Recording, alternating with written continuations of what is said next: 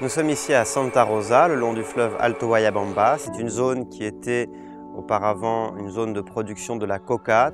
Mais dans les années 80, il y a eu un programme de substitution de la coca par le cacao qui a permis à ces producteurs de sortir de ces cultures illicites et à présent de se dédier uniquement au cacao. Les plantations s'effectuent selon les principes de l'agroforesterie, combinant culture agricole et arbres pour une amélioration des rendements en cacao. Ce modèle agroforestier a aussi pour vocation la sauvegarde de la forêt et de sa biodiversité, la lutte contre l'aridification et le changement climatique, et la préservation du cycle de l'eau du bassin amazonien, première ressource en eau douce mondiale. Les plantons achetés dans la pépinière de Reforesta sont des arbres natifs du Pérou tels que le caoba ou l'acajou. Ils sont gérés et entretenus par des élèves agronomes sans utilisation d'intrants chimiques, notamment grâce à la pratique du compost.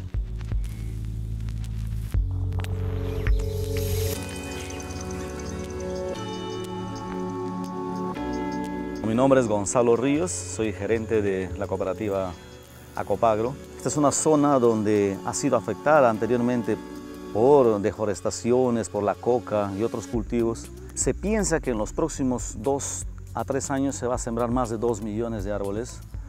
Se está sembrando árboles maderables, árboles medicinales.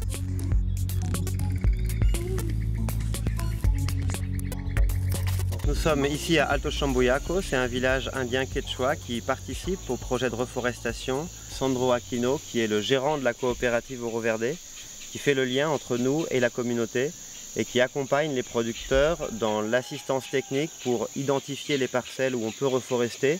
Por ahí la parte social está cada día consolidando, pero también estamos trabajando el tema ambiental porque estos árboles en unos años van a fijar mucho carbono, van a haber muchas toneladas de carbono fijadas en esto, ¿no?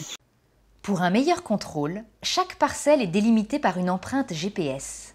Ces arbres seront gérés durablement par les producteurs qui en assureront l'entretien.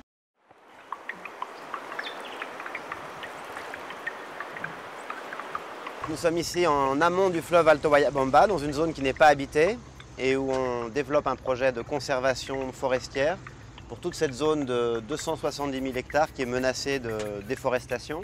Je pense que ce projet nous touche tous au plus profond de nous et on voit qu'ici, dans cet écosystème, l'eau, la forêt et la lutte contre le réchauffement climatique sont intimement liées.